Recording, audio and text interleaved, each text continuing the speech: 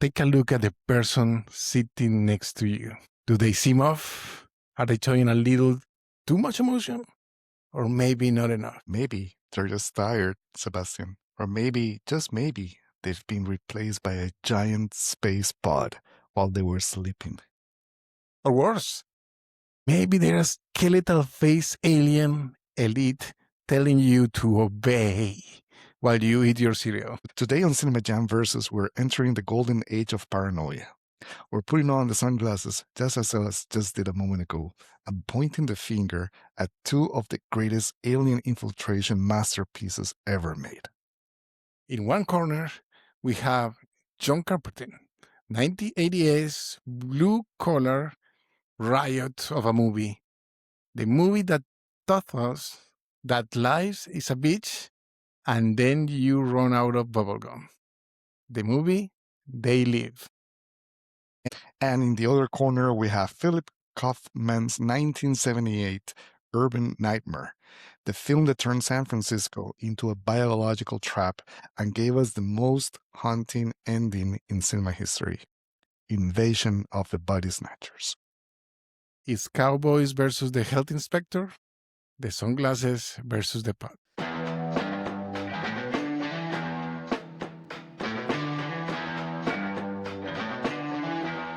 Okay, Johnny, this one's got your number on it. Let's jam. Hi, and welcome everyone again to another episode of Cinema Jam Podcast, a podcast where two friends just get together to talk about movies, analyze them, and share our thoughts and ideas with you, our viewers and listeners. I want to remind everyone that you can find us, our Cinema Jam podcast, on all of the main streaming platforms. So we are available on Spotify, YouTube. You can also follow us on Instagram, Facebook, and any other platform of your choice. Just, reach out to us, like us, follow us, subscribe, share with us your comments, your feedback. We're always open and looking forward for your comments to improve our content. As usual, I'm Pablo Velez from Montreal, Canada, and my good friends Sebastian Gomez from Austin, Texas. Hi, Sebas. Hi, Paolo. I'm doing great. We're excited for the spring finally arriving here and enjoying the beautiful weather and the beautiful flowers. Lucky you. We haven't had that break yet. Pretty soon, I hope. So, anyways, today is middle of the week. This is our Wednesday episode in our podcast that we call CinemaJam Versus. CinemaJam Versus is a format that we have where we select two movies that are about the same topic, the same genre, the same overall theme. And what we do is we put those two movies through 6 rounds of battles, like a competition, to know what movie comes out first.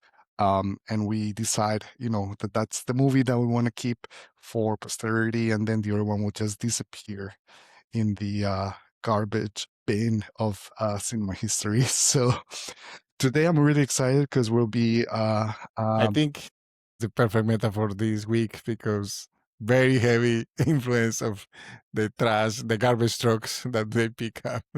Fair enough. Yes, that's a common theme in the two movies that we'll be discussing today. So I'm actually curious, Sebas, why you chose the two movies that we're going to be discussing today. You want to give us like a little background on the two movies and the reasons why you chose them for this versus episode?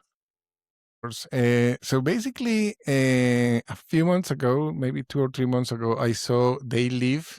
I haven't seen it in a long time. They Live is the John Carpenter masterpiece. Interestingly enough, is very topical of what is happening in the world today, because today's government in the United States is using a lot of tactics and similar themes that happened at the beginning of the 80s with the Reagan era.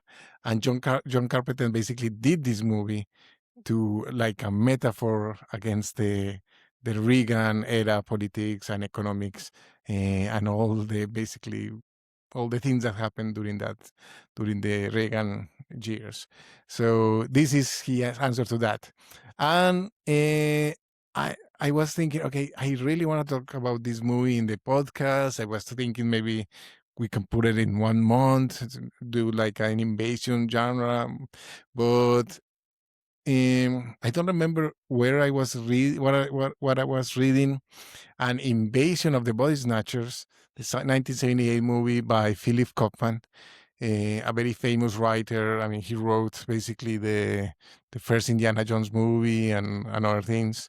I mean, he's a very prolific writer and a director. I mean, he only directed 14 movies, but this is like probably the biggest hit that he directed, and this is such a good metaphor for the Cold War era. They were afraid of the spies, the people that the communists were bringing in to basically live between everyone. So this is like a perfect metaphor of the time. And I don't know, I thought that they will be like a perfect pairing for the podcast, I and think even maybe sometime maybe dedicate a full episode, a full Friday episode to the topic as well. No, Sales, I think it's a great choice for the versus format. I'm really excited to go over both movies. I had seen Invasion of the Body Snatchers like many years ago. I hadn't seen it again in a long time, and this is the Me first time too. is the same is the first time that I watch They Live. It was in my list. It was in my to-do list because John Carpenter is one of my favorite directors. So I don't know why it took me so long. So thank you for nominating these two movies. How It's about almost a forgotten gem of John Carpenter. I mean, it came right after we were talking about that off microphone. It came right out after Big Trouble in Big Trouble in Little China, a movie that we saw in friend's house a couple of times. I mean, we did that a lot, and Kurt Russell was like his go-to guy, basically, like basically Leonardo DiCaprio today with Martin Scorsese, right? Uh, and because this one wasn't with Kurt Russell, was almost forgotten by time. So it's an interesting movie to revisit, and we're probably going to talk about that. The cast in the Invasion of the Body Snatchers is hold incredible. on. Hold on, so let's do this properly. Let's move on into our versus format. So just to remind our viewers, we're going to go through 6 rounds where we're going to put these two movies. They Live from John Carpenter from 1988 and Invasion of the Body Snatchers from Philip Kaufman from 1978. We're going to go put them through these 6 rounds of battles, and we're going to start with Round one. round 1 it is. So this first one, Sales, is all about the story and script. And I think the common theme in both movies is the subject of paranoia against authority, the authority establishment. So in Invasion of the Body Snatchers, paranoia, as you were saying before, is all about the Cold War, is a metaphor for the Cold War, where the aliens are standing for sleeper cells from Russian or Chinese spies, primarily Soviet spies back then. Yeah, And you cannot trust your neighbor, basically, right? exactly. And then They Live is also a metaphor, but as you were saying before, more about that embracing of Reagan economics in the 80s and that spike in consumism and capitalism, especially that the United States in particular experienced back in that decade. So from your perspective, and in terms of that concept of paranoia, like, which one do you think approached that topic better? It's really hard because you can tell that Philip Kaufman is a very good writer, right? I mean, and John Carpenter is also a good writer, and he's using a pseudonym in this case, in the movie when it was released. But I find that They Live, that story, how it's revealed, the way we introduced to these guys, blue collar guy, he's a worker, traveled with his tools, and he's finding out about these aliens out of nowhere. And You were talking about Roddy Piper, right? Roddy Piper, yes, Uh, yeah, and then we'll talk about the characters inside better around. later. Yeah. But right now, I like the way he's introduced, right? Because in the other one is, oh, this is another health inspector like last week that is fighting the system and, calling the mayor, and the mayor doesn't answer to him, and he's trying to get everyone. I don't know. I found it. I mean, when it starts moving really fast. Basically after the garden scene that we can discuss later. But before that, it takes a little while. I mean, we know something is happening because we have more information than the main characters. But basically, I like that we are discovering this world with Roddy Piper. We're with him. We're part of his. I mean, we don't know more than him, so I like that. He's basically in every scene of the movie, and I love it. So that in this case, I will give it to They Live. The way the story develops, I really like it. But I also admire a lot of Philip Kaufman's storytelling in Invasion of the Body Snatchers. Yeah. I mean, the question was around the concept of paranoia, and I guess it's a bit closer, to people when they think about the Cold War because of all you were saying. You don't trust your neighbor. Um, the characters in the movie, they live. They're all, like kind of like underdogs, like people that don't have homes, that are, like you were saying, like blue collar workers that like struggle in that economic context. But there are not that many concepts about, not trusting your friend or your family. There are no concepts of families. There are couples in Invasion of the Body Snatchers. Like you got the couple of the main, the leading actress, Brooke Adams, Mm-hmm. whose boyfriend becomes a bot, like an alien, is one of the first people that get taken. Veronica Cartwright from Alien fame, whose boyfriend, the great Jeff Goldblum, is also taking over. So there's a bit more. And Donald Sutherland has his friend, Leonard Nimoy, that is Dr. David Kibner, and he trusts him completely, and he's one of the first ones, basically. Exactly. So I mean, Leonard Nimoy, such a great actor. Spock.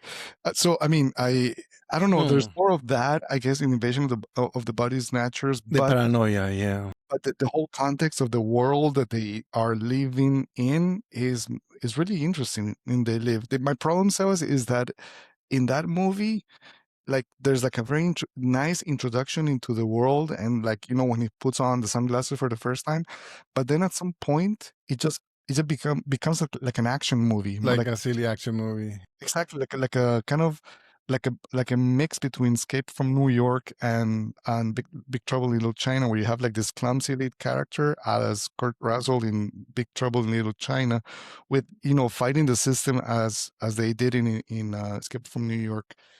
I mean, the elements of paranoia are there, but they're not as obvious or as developed as in Invasion of the Body Snatchers, and I agree with you, because there is the character of Meg Foster, Holly, that betrays Nada, that Johnny Nada, that is Roddy Piper, and the other one I think maybe it's John Lawrence, that he betrays them, and he basically sells out the camp and sells out the information of what this revolutionary group is doing in there. So the paranoia is there because the revolutionary, we didn't talk about that. There is basically a revolutionary group that is trying to tell people to wake up, to don't let themselves be fooled by these aliens that are trying to. So it's in there. It's just that, yeah, it's more. I mean, if we go just by paranoia, I think I agree. Invasion of the Body Snatchers maybe is better. So which one you will go for? For Invasion of the Body Snatchers? I mean, based on the question, which was around the topic of paranoia, when the and movie paranoia. like elaborated on that topic better, I would give it to the invasion of the body snatchers. But in all fairness, since this is the story and like the concept from They Live is also pretty cool. Maybe we can. Let's get to invasion of the body snatcher. I Okay, mean, okay. yeah. I was gonna offer like a split in the point, but I mean, I'm happy. No. Only in extreme situations I will let it.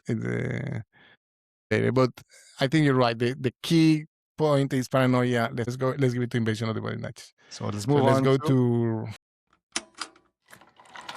Round 2. So round two, Sebas, is about characters and acting. So in both movies, we have the leading man or the hero. They Live is Roddy Piper's Nada character, so this blue collar kind of action hero. And then on the other side, we have Donald Sutherland's Matthew Bennell, who's more of a kind of like an intellectual health inspector. So if you were facing a real invasion, or whether it's by pod people, as it happened in the invasion of the body snatchers, or these weird aliens masking themselves, in this alternative reality in They Live, who would you rather, be with? I What guess I will go with Nada. It's a man of action, right? is no point of discussion there. I mean, he's a strong guy. He's a former wrestler. He knows his way around with weapons. He fights people like the aliens. uh Donald Sutherland, the thing that he does the most is running away from people.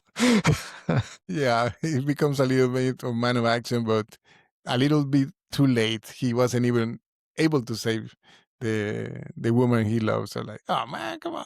That's a big no for me. And actually, I mean, we're gonna be kind of like doing a quick, spoiler here, but the movie Invasion of the Body Snatchers has a very downbeat ending because Donald Sutherland is taken over by the alien. So the hero actually kind of like fails at the end. That's the famous scene exactly that you will see on the background image. While the character of Roddy Piper's in They Live, he also dies. Like he kind of He's like shot, yeah. yeah, exactly. But he's able to bring down the system, so he was more successful. At So that least show, right? We don't know if it's gonna bring it down, but at least he people chose the realize, world that except they people yeah. realize that the people they were talking to were aliens, like this ugly, decaying like corpses. So let's give the point to They Live. Yeah, and I do want to mention that the supporting cast is pretty interesting because I, basically the kid David Frank he does a great job. He's basically the friend, and he doesn't want to be part of this movement. But seeing a very young Jeff Goldblum, like you mentioned, Brooke Adams is great as well. Veronica Cartwright and Leonard Nimoy are great supporting cast. Is those guys actually are more interesting in a lot of cases, a lot of the time than Donald Sutherland or as Matthew Bennell in the movie. Yeah, but we were talking about the lead Yeah. No, character. picking So the main character, point, Roddy Piper point, or Nada. point given to They Live, and with that, I think we're ready to move on to round 3. Okay, Sebas. So round 3 is about the touch from the director. So, the overall visuals, look and feel, and the direction, either from Philip Kaufman on Invasion of the Body Snatchers or John Carpenter's They Live. So I want to ask, actually, the overall look of the movie. I think that's the approach I want to take. How do you compare And how would you say, like, what movie you think was more effective in terms of how they use the overall look and feel of what they did? Do you think that Philip Kaufman's use of those weird lights and the like overall playing around with colors and black and white in They Live, how does that compare to the San Francisco location in the late 70s, where you get all this like more like an urban and suburban vibe to it? How would you compare them? Like what director did it best? I'm tempted to say John Carpenter. He's showing us a lot of LA like things, the streets that we saw in Heat. Basically, you're seeing a little bit of that. You're seeing the homeless camps, you're seeing the banks, you're seeing the streets. It's an interesting contrast when they put the glasses for the first time and they start to see everything black and white. It's an interesting thing. I Sebas, mean, there yeah, was one thing I wanted just to say, that it took me a while to realize that it was in LA. I don't know. I didn't see that at the beginning of the movie, that it was, that the character, Roddy Piper, actually arrived at Los Angeles. It was only like later when they were like in the suburbs, like you could see like the hills with those, famous like Hollywood houses they use in the movies. It took me a while. Well, San Francisco is San Francisco. Like it's like very easily you can like tell. Yeah, you can tell for the first look that is San Francisco shots. when Exactly. yeah when it lands on the basically on the park. The park is close to the Bank of America Tower and all that. Yeah, you really tell really fast that is San Francisco. Um, it's interesting because the shots in Los Angeles from John Carpenter are very illuminated. We will use it's kind of like a different look that we use with him, because normally you could tell that you know Big Trouble in Little China, The Thing are basically in sound stages, right? But this one, you can tell there is a lot of location shooting, so it's kind of different. In the San Francisco one, the invasion of the Body Snatchers, there is that as well. That it looks that it's shot in San Francisco, so it's kind of like a different feel, but there is also a lot of shots in the dark, at night, and in the house where Elizabeth lives, for example. There is a lot of dark and shadows. So this one is kind of difficult. I'm tempted to go with John Carpenter, but this one might be one that we should split it. You know what? Let's try and make this, versus more interesting. So Mhm. I'm gonna try to avoid splitting the point if we have another, approach take on the question. So going back to the concept of visuals and direction, why don't we talk about the counterpart to the heroes? So the bad guys, the creatures, and The creature. specifically the creature design. So both movies have very unique creatures in it. In They Live is, I mean, we can call them the skull faces, like this corpse-like people that you can only see when you put on the sunglasses. And Body Snatchers, you got the pods, like kind of like this plants, and then that create the copies. And there's like that really cool scene where you see a dog, sorry, a dog with a human face. So let's just stay there. So who did this best? John Carpenter with his overall approach to the skull faces, or Philip Kaufman with that, combination of pot people and then this dog human, scene? Well, I mean the not really the pod people, but just the visual of the pod and the people coming out of the pods. I think it was super effective. I don't deny that the alien look, the face is pretty amazing.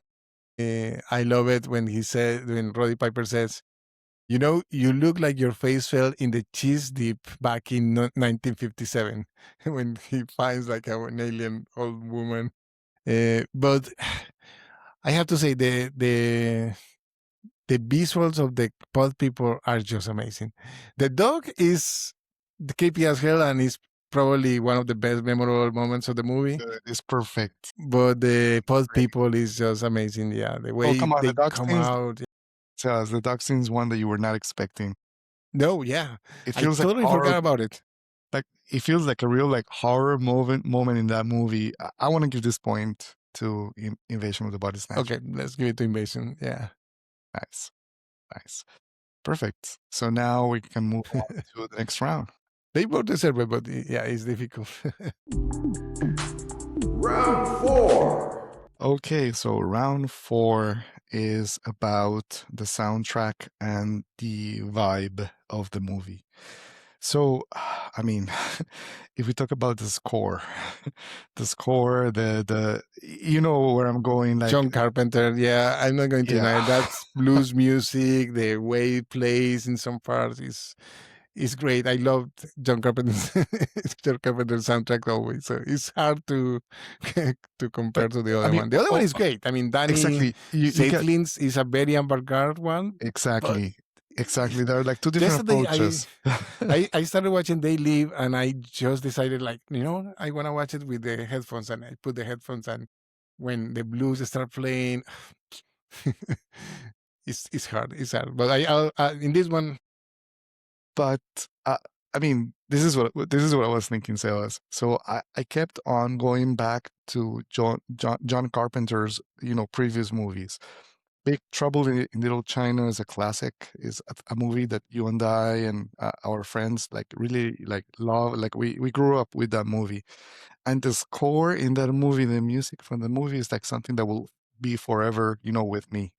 it was more experimental. Yeah. Mm-hmm. I It had felt that combination of yeah, Asian instruments and all that. exactly. Like there's a lot of like melodies and riffs that you can tell that is about that movie. I felt in this one it was more like a kind of like a western type of theme that he had going on with that like riff that he was playing over and over again in the movie. It was good. I mean, I like the way John Carpenter does music. He plays actually. He does the score himself with some people that he collaborates with.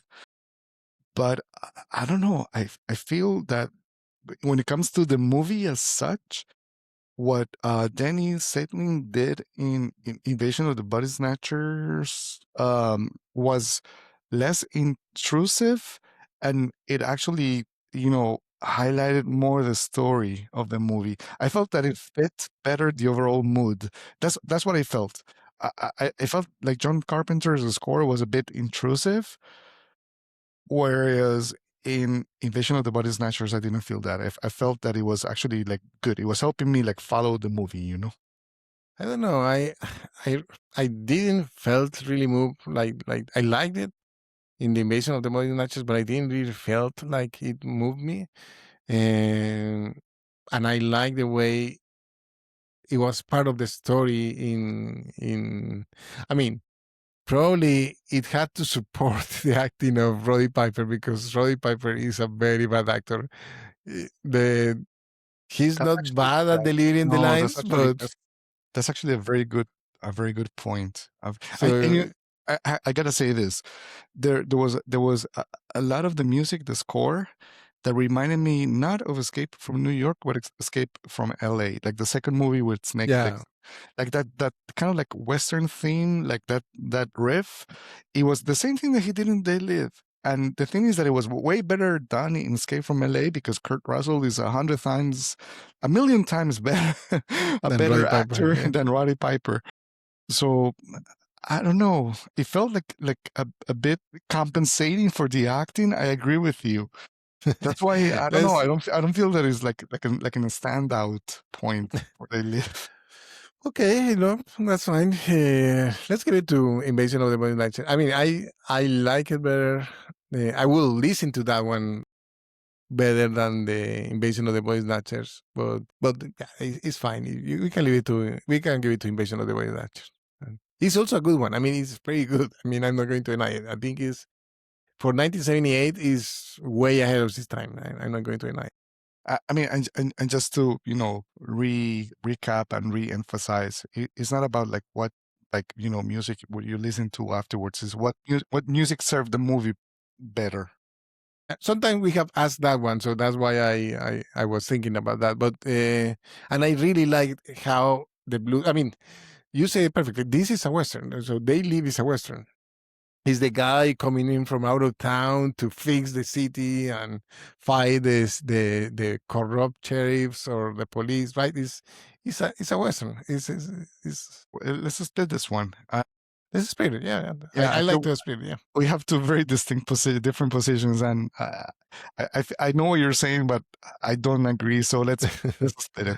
Okay, that's fine. That's fine. Let's move on to the next round. Round 5. Round 5. This is a good one. All the memorable moments. So there's a couple of things in the movies, in the two movies that are like standout moments. One is, I think, the longest alleyway fight in history. 6 minutes, more than 6 minutes. So like a fist fight between the characters of Roddy Piper, and he was fighting Keith David's Frank character. And it goes like Sebas just said, like 6-7 minutes, whatever. At some point I thought, like, what is going on? And he's famous for that, he's famous because, no one of them basically has the edge over the other, right? He drops him one time and then the other one drops him the other time. So it's a pretty realistic fight. And it's very classic. But I have to say it. The dog and the garden scene in Invasion of the Body Snatchers. I mean, I love the brawl scene. I saw it 2 times yesterday because I was surprised how deep it goes. Nobody, I mean, yeah, actually they have tried to redo it again several times. If it was like a single shot, I will probably give it to that one. But this is, cut and paste. So it's very heavily edited. So that doesn't make it as interesting as the newer fighter scene, like Old Boy or John Wick, or these long shot fight scenes. But the garden and the and the dog are just freaking incredible, man. I was surprised how good those scenes. I haven't watched this movie probably in 30 years. I probably watched it in the 80s, this Invasion of the Body Snatchers. I don't even remember, probably HBO or something like that. But I was surprised so many times for some of the scenes. So we're giving the point to... Yeah, definitely Invasion, yeah. Okay, that was a quick one. So let's move on to our last round. So,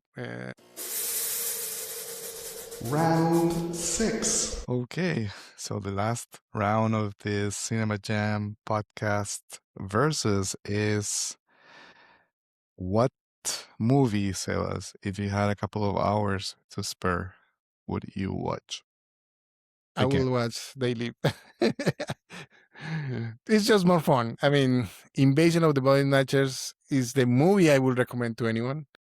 I mean, it's a must watch, but if I'm by myself, I just want to watch something funny, something ridiculous sometimes with the craziest, most memorable lines, like the one you mentioned about, I'm here to chew bubble gum and kick ass. I'm out of bubble gum.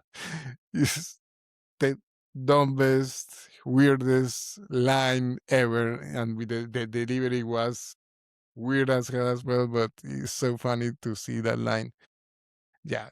What about you? Which one you will go? If I have to be honest, Sebas, I wouldn't watch any of these movies. Like, I feel the Invasion of the Body Snatchers is a way better movie than They Live by all means. So, but it's also if it's a heavy movie, I will go with Invasion as well. But if I just want to have fun, relax. it depends on what you're trying to do. So, I mean, if I had two On the hours mood. to spare, Yeah. I would, yeah, I would like to discover a new movie, and I wouldn't want to spend it on.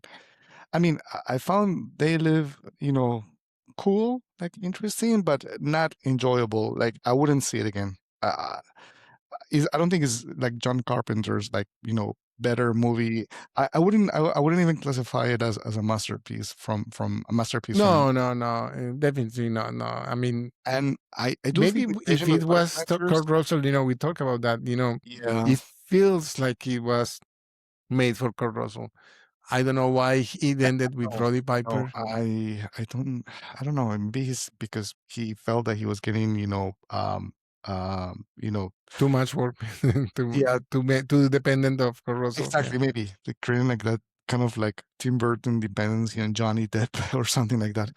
But I mean, I would also wouldn't like watch again Invasion of the Body Snatchers. Like I saw it like yesterday and like 2 days ago, and that was enough.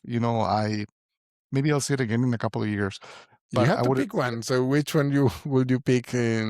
If you're I forced, these are the only two available I'm gonna ones. give this round to you, Sebas. You call it. You have my They vote. live. I will give it to They Live.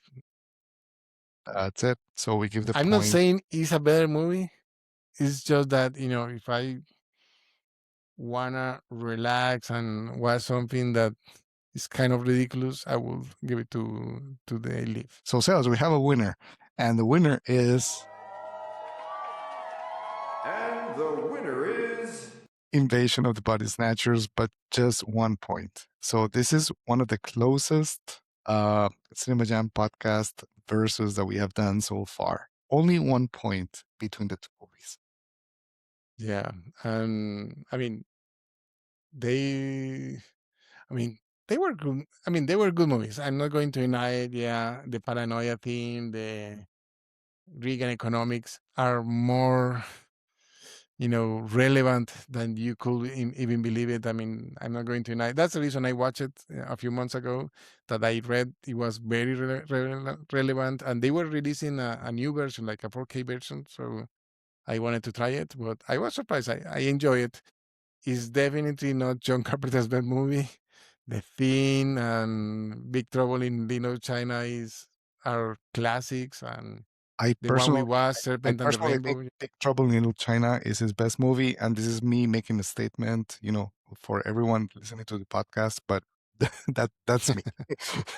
We have to do like A John well, Carpenter we have to appreciation. discuss like a John Carpenter series or something. Yeah, watch his best and his worst maybe one day. And okay, everyone, thank you again for your time, for joining us. We went a little bit long in today's episode. We're sorry about that. We tried to keep this one short, but the movies had a lot of things to discuss. Please review, leave us your comments in the podcast. We're very interested to hear about what you're thinking about. We don't have the next week's episode yet, but we will announce it in our social media channels in Instagram and YouTube and Facebook. So please follow us there. Until next time, keep jamming about movies. Next time. Thanks, everyone.